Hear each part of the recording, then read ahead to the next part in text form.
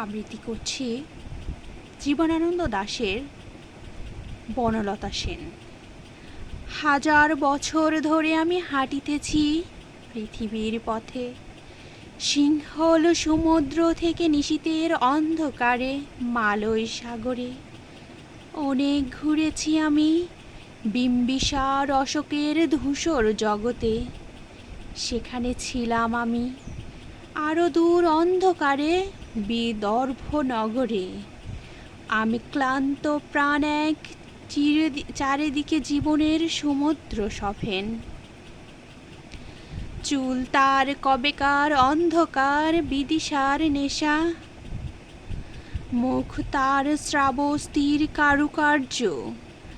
অতি দূর সমুদ্রের পর হাল ভেঙে যে নাবিক হারাইয়েছে দিশা, সবুজ ঘাসের দেশ যখন সে চোখে দেখে দারুচিনি দ্বীপের ভেতর, তেমনি দেখেছি তারে অন্ধকারে।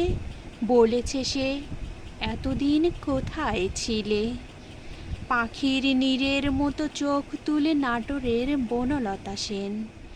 সমস্ত দিনের শেষে শিশিরের শব্দের মতন সন্ধানে আসে।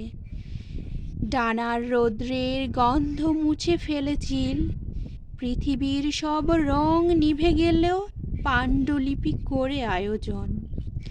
তখন গল্পের তরে জোনাকির রঙে ঝিলমিল, সব পাখি ঘরে আসে, সব নদী ফুরাইয়ে জীবনের সব লেনদেন।